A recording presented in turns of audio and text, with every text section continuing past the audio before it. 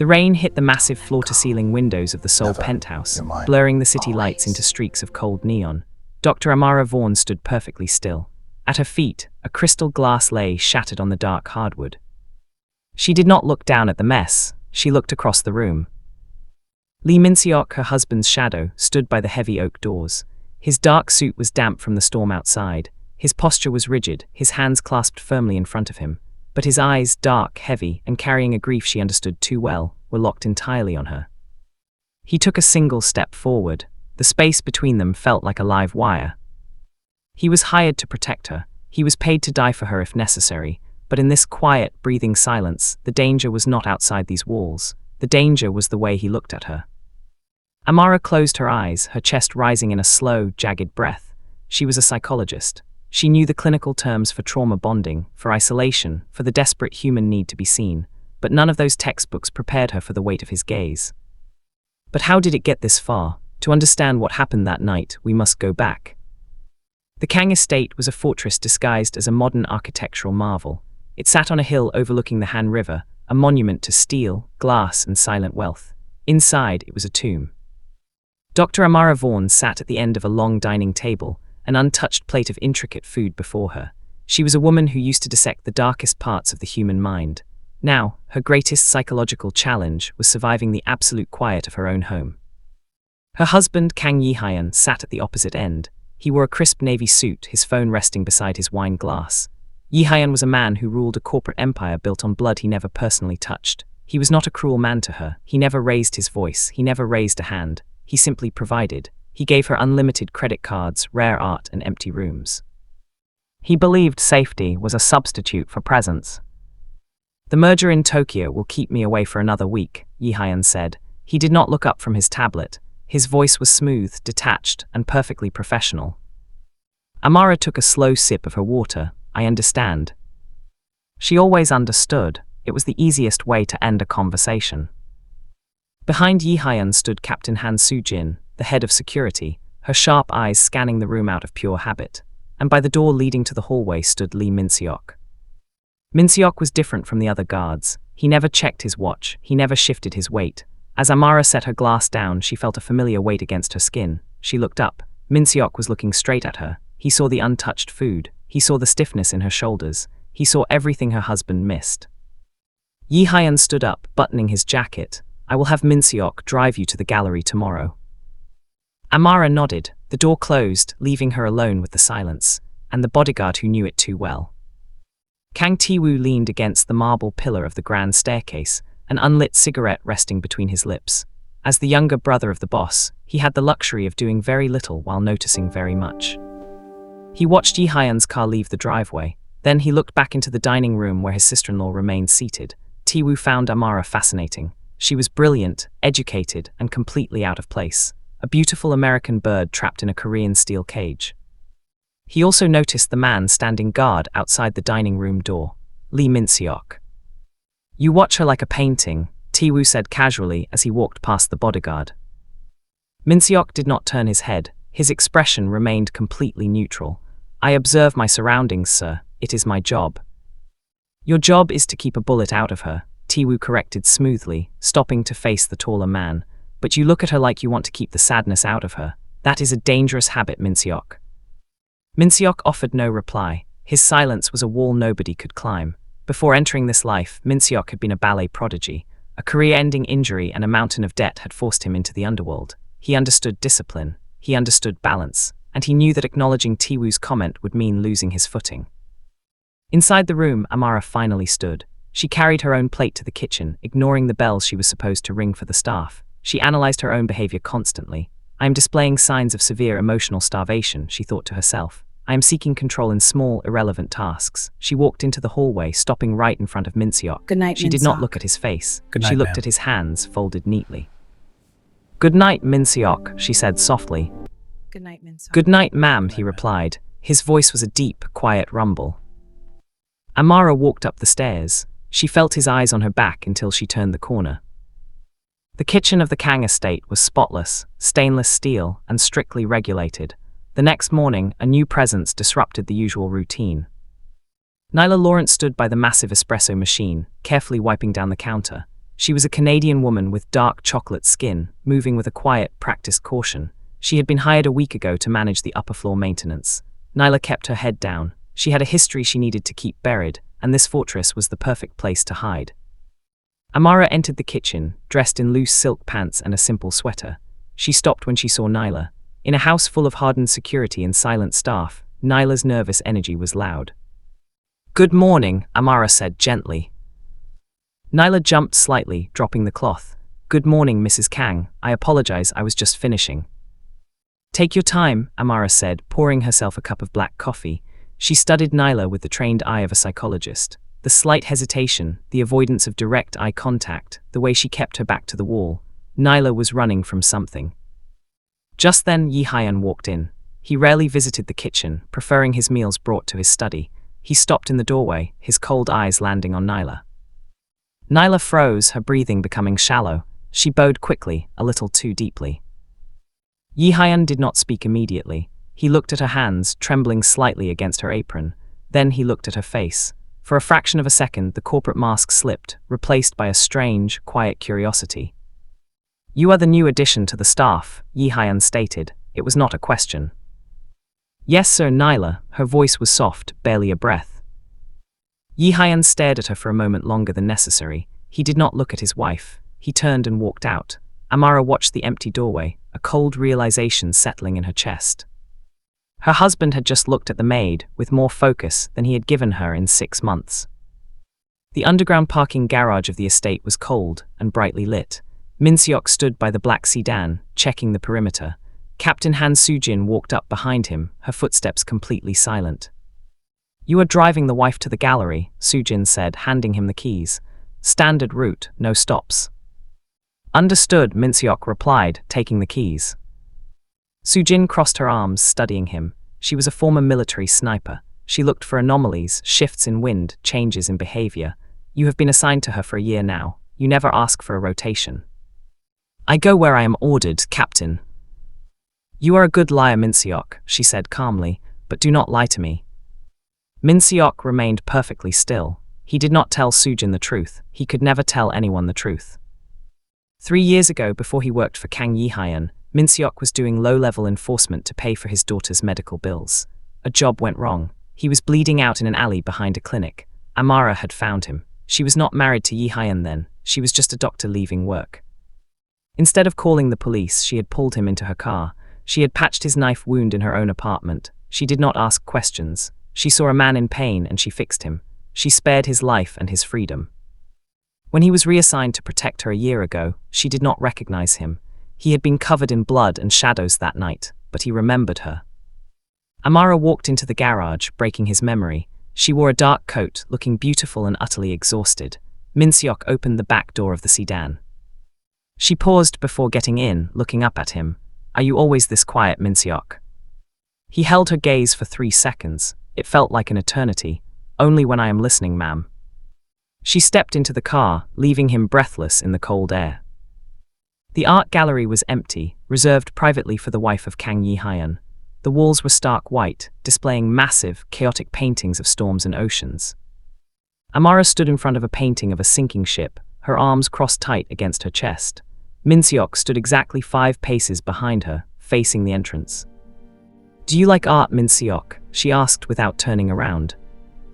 The question caught him off guard. Staff were not meant to have opinions. "I do not know much about it, ma'am." "You don't need to know about it to feel it," she replied softly. "This painting, it feels like drowning slowly while everyone watches from the shore." Min Seok looked at the back of her neck. He saw the tension pulling at her muscles. He saw the invisible weight she carried every single day. He took 1 step forward. It was a breach of protocol. 4 paces away now. "I think," Min Seok said, his voice dropping an octave, "it looks like someone who is tired of fighting the water." Amara turned slowly. Her dark eyes met his. The air in the quiet gallery suddenly felt incredibly heavy. He had seen her. He had perfectly articulated the exact emotion she was trying to hide. Outside, a sudden downpour hit the glass roof of the gallery. The sound of the rain echoed around them, isolating them in a small bubble of space. Amara took a step toward him. "How do you do that?" she asked, her voice tight. "Do what?" "See things that aren't there." Min Seok held his ground. He did not step back, even though his training screamed at him to create distance. I only see what is right in front of me, Dr. Vaughn. He used her professional title, not her married name. The choice sent a sharp thrill through her chest. Before she could answer, his earpiece buzzed, shattering the moment. Perimeter check complete. Escort the VIP back to the vehicle, Captain Han's voice crackled. Min-seok broke eye contact. The spell was broken, but the tension remained, thick and unresolved. Captain Han Soo-jin sat in the security control room, surrounded by monitors displaying every angle of the estate. She tapped a pen against the desk in a slow, rhythmic beat. On screen 4, she watched the black sedan pull into the driveway. Min-seok stepped out, opening an umbrella. He walked around to the passenger side and opened the door. Amara stepped out. Soo-jin zoomed in slightly. Min-seok held the umbrella over Amara. His own shoulder was entirely exposed to the heavy rain, getting soaked. He was completely focused on keeping her dry. Amara paused, looking at his wet shoulder, and then looked up at his face. They stood in the rain for exactly 4 seconds. It was a completely silent exchange, but to a trained sniper, it was louder than a gunshot. Interesting, Soo-jin murmured to herself. The door to the control room opened, and Kang Tae-woo walked in, shaking rain out of his hair. He leaned over Soo-jin's shoulder, looking at the same monitor. A loyal dog, Tae-woo commented, a dry smile on his lips. But I wonder who he is truly loyal to. Soo-jin did not look at him. He follows orders, Mr. Kang. He is an excellent shield. A shield only protects, Tae-woo replied, tapping the screen right where Amara's face was visible. That man is not just protecting her, he is absorbing her. My brother ignores his expensive wife and the bodyguard picks up the pieces. It is a classic tragedy. It is none of our business, Soo-jin stated coldly. She switched the monitor feed to the back garden. Tae-woo laughed quietly. Everything in this house is my business, Captain. Drama is the only entertainment I have. He walked toward the door, pausing before he left. Keep an eye on them. If Yi Hyun finds out his shadow is stepping into the light, someone will bleed. The door clicked shut. Soo-jin stared at the blank monitor. She knew Tae-woo was right. The ecosystem of the house was shifting, and shifting power always ended in violence. The house was completely silent at 3 a.m. Kang Yi-hyun sat in his sprawling study, a single desk lamp illuminating the heavy pages of a book. He suffered from chronic insomnia. Sleep was a vulnerability, and Yi-hyun did not allow himself to be vulnerable. He read poetry. It was a secret habit. The man who ordered hostile takeovers and ruined lives found comfort in the rigid, beautiful structure of words. He heard a faint sound from the hallway, a soft scrape. Yi-hyun closed the book, his hand instantly resting on the heavy drawer of his desk. He waited. The sound came again. He stood, moving silently across the thick rug, and opened the door. Down the dark hallway near the library sat Nyla. She was sitting on the floor, her knees pulled to her chest, rocking slightly. She had not turned on the lights. She looked terrified. Yi-hyun walked toward her, his footsteps deliberate so as not to startle her further. He stopped a few feet away, looking down. Are you hurt? His voice was flat, devoid of its usual commanding edge. Are you hurt? Nyla gasped, scrambling to stand up, pressing her back against the wall. I am sorry, sir. I had a bad dream. I didn't mean to wake you. Yi-hyun studied her face. He saw the deep shadows under her eyes. He recognized the look of someone haunted by ghosts they could not outrun. It was a look he saw in his own mirror. The walls in this house are thick, he said slowly. You are safe here, Nyla. Nyla looked down at her hands. Nowhere is truly safe, Mr. Kang. The honesty surprised him. Most people lied to him to appease him. This maid just told him the absolute truth. Yi-hyun felt a strange pull in his chest, an emotional curiosity he had not felt in years. He reached out, his fingers brushing the fabric of her sleeve. Then we will make it safe. He turned and walked back to his study, leaving Nyla staring after him in the dark. Amara sat on her velvet sofa, a blank notebook resting on her lap. Her mind, usually so organized and clinical, was a chaotic mess. She picked up her pen and began to write, analyzing herself as if she were a patient. Subject is experiencing heightened emotional responses to proximity, elevated heart rate, intrusive thoughts. She stopped, staring at the ink. The subject was herself. The trigger was Lee Min-seok. It was a dangerous realization. She was married to a man who controlled half the city. An affair would not end in divorce, it would end in a shallow grave, but she was so incredibly lonely. Yi-hyun was a ghost who paid the bills. Min-seok was solid. He was present, he saw her. She remembered the way the rain had soaked through his suit because he refused to let a single drop touch her. That was not duty, that was devotion. Amara closed the notebook. She could not document this. If someone found it, it would be a death sentence. She walked to the window, looking down at the courtyard. Minseok was doing his evening perimeter check. He moved with the grace of a predator, perfectly balanced, entirely focused. As if feeling her gaze, he stopped. He slowly turned his head, looking straight up at her window. The distance between them was immense, yet the connection felt physical. Amara placed her hand flat against the cold glass. Down in the courtyard, Minseok stood perfectly still, his eyes locked on her silhouette. He did not wave, he did not smile. He simply stood there, acknowledging her presence in the dark. Amara felt a tear slide down her cheek. She was falling. She was a rational, intelligent woman, and she was willingly walking off the edge of a cliff. She stepped back from the window, her heart pounding. The shift had happened. She no longer viewed him as a guard. She viewed him as a man, and that changed everything. Tiwoo sat at the massive kitchen island, lazily eating an apple. The morning sun poured through the windows, casting long shadows. Minseok stood by the entrance, doing his usual shift before Amara woke up. "You have a daughter, don't you, Minseok?" Tiwoo asked suddenly. Minseok's posture stiffened by a fraction of an inch. It was the only tell he allowed. "Yes, sir." 7 years old, living with your sister. Tiwoo took a slow bite of his apple. It must be hard, working these hours, rarely seeing her. A man only makes those kinds of sacrifices if the pay is exceptional, or the loyalty is deep. Minseok kept his eyes forward. "The pay is adequate, sir." Tiwoo smiled, a cold, sharp expression. "Loyalty is a funny concept in this family. My brother buys it, Captain Han enforces it. But you, I wonder what keeps you standing at that door every morning." Tiwoo slid off the stool, walking slowly toward the bodyguard. He stopped just inches away, invading his personal space. "Does my sister-in-law know about your little girl?" Tiwoo whispered. "She has such a soft heart. She likes to fix broken things. But be careful, Minseok. If you let her try to fix you, Yi Hyun will break you both." Minseok looked down at Tiwoo. His eyes were entirely dead. "My personal life does not interfere with my duties. I will protect Mrs. Kang with my life." "I don't doubt that," Tiwoo laughed softly, stepping back. "But who will protect her from you?" Tiwoo walked out of the kitchen, tossing the half-eaten apple into the sink. Minseok remained frozen by the door. His heart hammered violently against his ribs. Tiwoo was circling them. The game had started, and Minseok knew he was playing with a massive disadvantage. He had everything to lose. The charity gala was suffocating. Amara wore a dark red gown that felt like armor. She stood in a corner of the ballroom, clutching a glass of champagne, smiling perfectly as politicians and criminals disguised as businessmen greeted her. Yi Hyun was across the room, dominating a conversation, entirely disconnected from her. Minseok stood against the wall to her right. He was invisible to the wealthy elite, but to Amara, he was the only real thing in the room. A man approached Amara. He was a rival developer, a man known for his ruthless tactics. He smiled, but his eyes were sharp. "Mrs. Kang, you look lovely. It is a shame your husband leaves such a prize unguarded."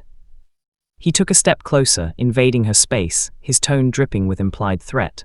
"The market is volatile right now. Accidents happen to unprotected assets." Amara's grip tightened on her glass. She opened her mouth to reply, but a shadow fell over them. Minseok materialized between them. He did not touch the man. He did not draw a weapon. He simply stood there, an immovable wall of dark suit and absolute violence. He looked down at the rival developer. "Step back, sir," Minseok said. His voice was very quiet. It was the quiet of a pulled pin on a grenade. The man looked at Minseok, his arrogant smile faltering. He saw the dead, calm promise in the bodyguard's eyes. The man swallowed hard, took 2 steps back, and hurried away into the crowd. Minseok turned slightly toward Amara. He did not look at her face. He looked at her trembling hands. Slowly, deliberately, he shifted his body, completely blocking her from the view of the entire room. He gave her a private space to breathe. "You are safe," he murmured, so softly only she could hear. Amara looked up at his broad back, a dangerous warmth flooding her chest. He was her shield, but she wanted to touch him so badly it physically hurt. While Amara was surviving the gala, the estate was quiet. Nyla was in the private library, dusting the heavy bookshelves. She moved methodically, her mind constantly running calculations. She was not just a terrified maid, she was a survivor. She had learned early in life that to survive monsters, you must understand what they desire. And Kang Yi Hyun desired control, order and silence. but she also noticed the cracks in his armor. Yi Haiyan entered the library, rubbing his temples. The gala had ended early for him. He looked exhausted, the corporate mask sliding off in the privacy of his home. He saw Nyla and stopped. "You are working late," he said, walking to a leather chair and sitting heavily. "I prefer the quiet, sir," Nyla answered softly, keeping her eyes cast down. Yi Haiyan leaned his head back, closing his eyes. "So do I. The noise out there. It is exhausting." It was a staggering admission from a mafia boss to a servant. Nyla realized the power of this moment. She walked to the small bar in the corner, poured a glass of amber liquid, and carried it to him. She set it gently on the table beside him. "Sometimes the loudest noise is inside our own heads," Nyla said quietly. Yi Haiyan opened his eyes, looking at her with piercing intensity. It was the same look he gave his enemies, but softened by intrigue. He reached for the glass, his knuckles brushing against her fingers. Nyla did not pull away. She let the contact linger for 1 second before stepping back. "Who taught you to be so observant, Nyla?" he asked, his voice low. "Survival, sir," she answered honestly. Yi Haiyan took a slow sip of the drink, his eyes never leaving her face. The power dynamic in the room shifted. He was the master, but she had just become his anchor, and Nyla knew exactly how to pull the rope. Amara returned from the gala exhausted. The house was dark, the air heavy with approaching rain. Minseok walked her to the door of her bedroom suite. She stopped, turning to face him. The hallway was dimly lit. They were entirely alone. "Thank you," she said softly, "for stepping in today." "It is my job," he replied, his face an unreadable mask. "Stop saying that," Amara sighed, frustration breaking through her calm exterior. "Stop hiding behind your job. You know that wasn't just protocol." Minseok's jaw tightened. He looked away, his eyes scanning the empty hall before coming back to her. "Dr. Vaughn, you are walking on a very thin wire, and you are asking me to cut the net." The honesty struck her. He was warning her. He was begging her to stop before they both fell. "You are my everything." "I am already falling, Minseok," she whispered, stepping closer. The scent of her expensive perfume mixed with the crisp, clean scent of his suit. He closed his eyes, a painful breath escaping his chest. His hands, resting at his sides, curled into tight fists to stop himself from reaching out. "If I touch you," he said, his voice vibrating with suppressed emotion, "I will not survive it. He will kill me, but worse, he will ruin you." Amara looked at his clenched fists. She slowly raised her hand, her fingers hovering an inch from his chest. She did not make contact. The space between them was electric, agonizing. "I spared you once," she whispered, referencing the night in the alley 3 years ago. "I saved your life." Minseok opened his eyes, staring down at her with intense, desperate loyalty. "And my life has belonged to you ever since. Do not ask me to destroy it." He took 1 step back, bowed perfectly, and walked away. Amara stood in the dark, her hands still raised to the empty air. The next morning, Amara sat in the conservatory, drinking tea. She watched through the glass doors as Yi Haiyan walked through the garden. He was not alone. Nyla was walking a few paces behind him, carrying a clipboard. Amara observed them with cold, analytical precision. Yi Haiyan stopped to look at a row of dying orchids. He spoke to Nyla. Nyla stepped closer, pointing to the soil, explaining something softly. Yi Haiyan nodded, his body language entirely relaxed. He leaned slightly toward her, listening intently. Amara felt a strange sensation. It was not jealousy, it was vindication. She was a psychologist. She understood human patterns. Her husband was a man who starved his wife of emotion, yet he was quietly feeding his own soul with the presence of a traumatized maid. They were mirrors. Amara was drifting toward her protector, and Yi Haiyan was drifting toward someone he could protect. The hypocrisy of the mafia boss was staggering. Minseok entered the conservatory, taking his usual place by the door. Amara did not turn around. She kept her eyes on her husband and the maid in the garden. "Do you see them, Minseok?" she asked. He followed her gaze. "I see Mr. Kang and the new staff member." "You see more than that," Amara stated. "He neglects his own house but waters a stray flower. If he finds comfort elsewhere, does it release me from my cage?" "There is no release from this family, ma'am, only consequences." Amara finally turned to look at him. If he betrays the vows first, silently in his mind, does it make us monsters for wanting the same? Minseok's eyes darkened. He understood exactly what she was asking. She was looking for moral justification. "In our world," Minseok said quietly, "morals do not keep you alive. Paranoia does." Captain Han Soo-jin hated anomalies. Her job was to maintain order, and the Kang estate was suddenly full of variables she could not control. She sat in Yi Hyun's study, holding a secure tablet. Yi Hyun sat behind his desk, reviewing shipping manifests. "Sir, I need to discuss a security protocol," Soo-jin said sharply. Yi Hyun did not look up. "Speak." "I am recommending a rotation for your wife's personal detail. Min Seok has been on the assignment for a year. It is standard to rotate to prevent fatigue." Yi Hyun paused, his pen hovering over a document. He looked up, his eyes cold and penetrating. "Min Seok is flawless, why move him? He is too familiar. Comfort breeds mistakes. I noticed him breaking standard distance protocols yesterday at the gallery." Soo-jin kept her voice entirely professional. She did not accuse, she reported facts. Yi Hyun leaned back in his chair. He trusted Soo-jin completely. If she saw a crack, there was a crack. Is he a threat to my wife? "No, sir, he is fiercely protective, perhaps too protective." Yi Hyun digested the information. He understood possession. He understood men. Keep him where he is, but increase surveillance on the south wing. Understood. Soo-jin turned to leave, but stopped. "Sir, I must also advise that the new maid, Nyla, is spending an unusual amount of time on the upper floors during your private hours." The atmosphere in the room instantly dropped to freezing. Yi Hyun's eyes locked onto Soo-jin like a predator.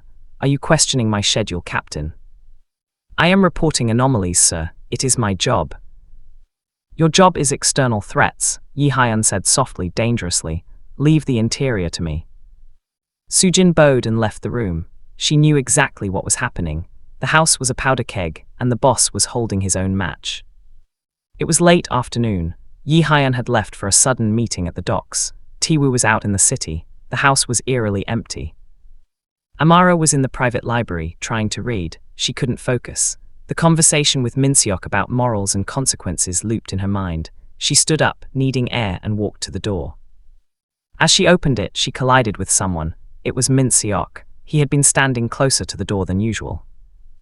The impact caused her to stumble backward. Before she could fall, Min Seok's hands shot out. His large, strong hands gripped her waist, steadying her. It was the first time they had truly touched. The shock of the physical contact froze them both. His grip was firm, burning through the thin silk of her dress. Amara gasped, looking up into his face. His eyes were wide, a flash of pure panic and intense desire breaking his stoic mask. He didn't let go immediately. For 2 terrifying seconds, his thumbs pressed into her sides, pulling her a fraction of an inch closer. His breathing hitched, heavy and ragged. "Min Seok," she breathed, her voice shaking. He dropped his hands as if she were made of fire. He stepped back so fast he hit the opposite wall. His chest heaved as he forced his breathing under control. "Forgive me, ma'am," he said, his voice entirely hoarse. "I was out of position." Amara reached out, her hand trembling. "Don't apologize, please." "I must," he replied, refusing to meet her eyes. "If anyone saw that." "Nobody saw," she whispered, stepping toward him again. "We are alone." He finally looked at her, his dark eyes filled with absolute agony. "We are never alone in this house. The walls have eyes, and I cannot protect you if I am dead." He turned and walked rapidly down the hall, leaving Amara standing in the doorway, her skin still burning where he had held her. Down in the lower levels of the estate, Nyla sat in the small staff break room, staring at a burner phone. She had not turned it on in months. She traced the edges of the plastic. She was playing a dangerous game with Kang Yi Hyun. She knew he was drawn to her vulnerability. She was carefully constructing an image of a broken bird that he needed to protect. But she was not broken. She was hiding. 3 years ago, her brother had stolen money from Yi Hyun's syndicate. Her brother was killed for it. Nyla had infiltrated the house to find the ledger that proved her brother was forced into the theft by one of Yi Hyun's own lieutenants. She needed access to his study, and the only way to get it was to make him trust her completely. The door opened. Nyla quickly slid the phone into her apron pocket. Taewoo walked in, looking bored. He stopped when he saw her. "Well, the boss's new pet," Taewoo said, smiling thinly. Nyla stood up immediately, bowing. "Mr. Kang." Taewoo walked slowly around the small table, inspecting her like a piece of meat. "You play the frightened mouse very well, Nyla. My brother loves a project. He likes things he can control." "I am just doing my job, sir." "Are you?" Taewoo leaned in close, his voice dropping to a whisper. "I ran a background check on you. The Canadian passports are excellent, high quality. but your accent slips when you are nervous. You aren't from Vancouver, are you? Nyla felt a cold sweat break out on her neck. She kept her face blank. I don't know what you mean. Tiwu chuckled darkly. Don't worry, I won't tell Yi-Hyan. I want to see how this plays out. But remember, little mouse, traps are everywhere. He walked out, leaving Nyla shaking. The timeline had just accelerated. She needed to find the ledger now, before Tiwu ruined everything. The tension in the house was unbearable. Amara had avoided Minseok for 2 days since the incident at the library door. She stayed in her room, claiming a migraine. On the third night, a massive thunderstorm rolled over Seoul. The power in the estate flickered and died. The backup generators hummed immediately, but the south wing remained in darkness due to a grid failure. Amara sat on her bed in the dark, watching the lightning flash. The door opened quietly. A flashlight beam hit the floor. Minseok stepped in. Dr. Vaughn, the backup system in this wing failed. I need to move you to the secure lounge.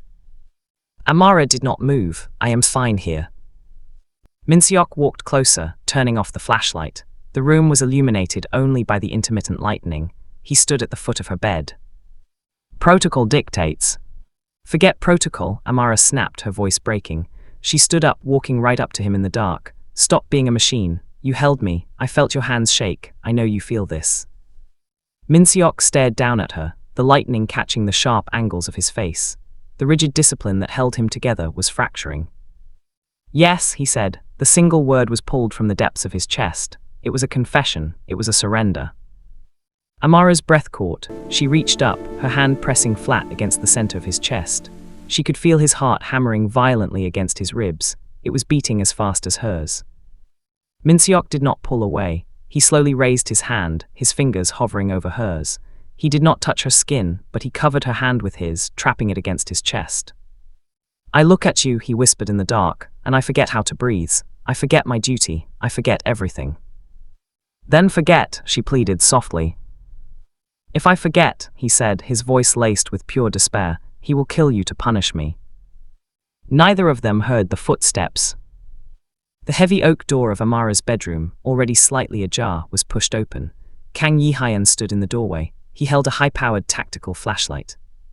He swept the beam across the room. The light hit Amara, standing near the bed.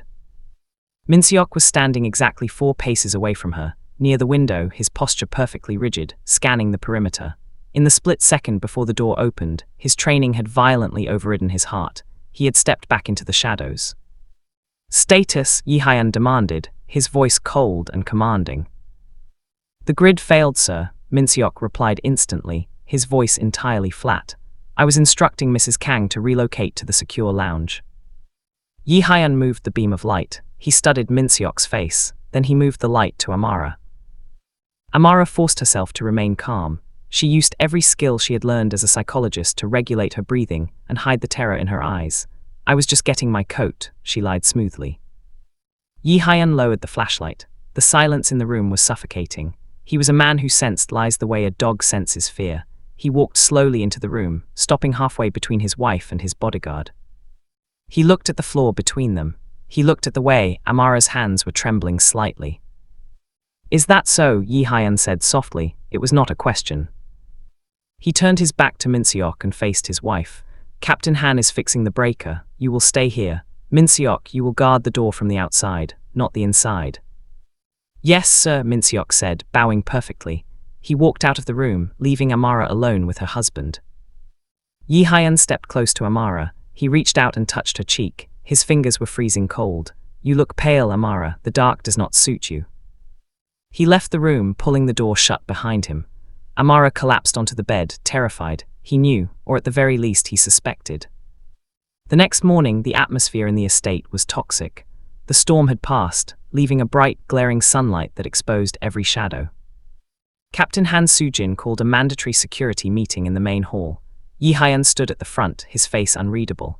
Amara was seated on a sofa nearby, reading a book she wasn't actually reading. Nyla was dusting a table near the back of the room, making herself invisible. Tiwu sat on a chair, watching everyone with intense amusement. Security was breached last night during the blackout, Soo-jin announced. Her voice echoed off the marble walls. Everyone froze. Someone accessed the master server in the private study, Soo-jin continued. A file was copied. The security cameras in the hallway were manually disabled for exactly 4 minutes.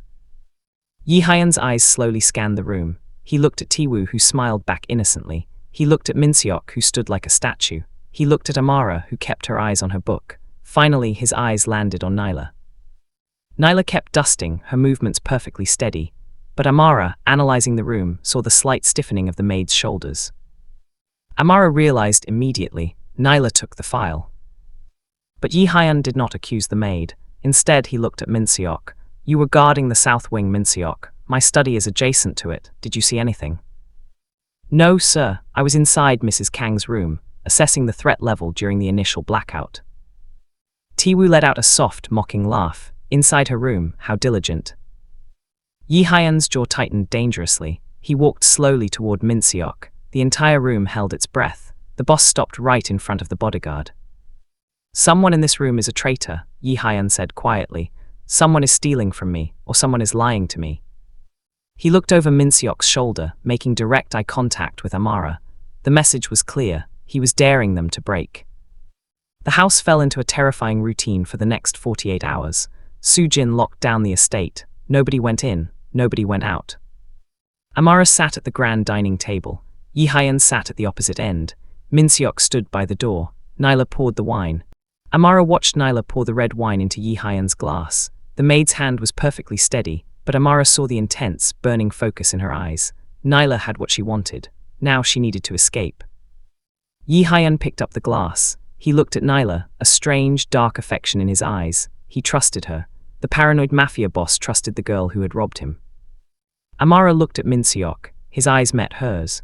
In that single glance, an entire silent conversation took place. Minseok knew about the file. As the head of the South Wing security, he had checked the logs. He knew Nyla was the thief. But if he exposed Nyla, Yi Hyan's wrath would burn the house down. And in the chaos, Yi Hyan would turn his full, terrifying attention back to Amara and the bodyguard's failing loyalty. Minseok had to make a choice. Expose the maid and prove his absolute loyalty to the boss. Or keep the secret, let the maid escape, and protect his forbidden connection with the wife. Yi Hyan raised the glass to his lips. To loyalty, he toasted coldly. Minseok looked at Amara one last time. He saw her silent plea. He closed his eyes for a fraction of a second, accepting his damnation. He opened them and looked straight ahead, remaining perfectly silent. He chose her, he chose the betrayal. Suddenly, Yi Hyan stopped with the glass inches from his mouth. He slowly lowered it to the table. He turned his head, looking not at Nyla, but directly at Minseok. A cold, knowing smile spread across the Mafia boss's face. "Soo-jin," Yi Hyan called out softly without breaking eye contact with the bodyguard. "Lock the doors, we have a rat to kill." The glass is down, the doors are locked, and for Amara and Minseok, the air in that room has just run out. Yi Hyan has spent years reading people like poetry. Did you really think he wouldn't notice a change in the rhythm of his own house? Now, the ultimate question remains. Who is the rat he's looking at? Is it Nyla, the girl who stole his secrets, or Minseok, the man who stole his wife's heart? One wrong move, and the blood on the floor won't be wine. If your heart is racing as fast as mine, don't leave them in that room alone. Subscribe and turn on all notifications right now. The fallout of this betrayal is at stake, and you do not want to be late when the doors open for part 2. Tell me in the comments, do you think Minseok will sacrifice himself to save Amara, or is Yi Hyan playing a much deeper game? I'll be hearting the most intense theories. This is a dark romance story, and in this world, nobody escapes the shadows unscathed. See you in the next chapter.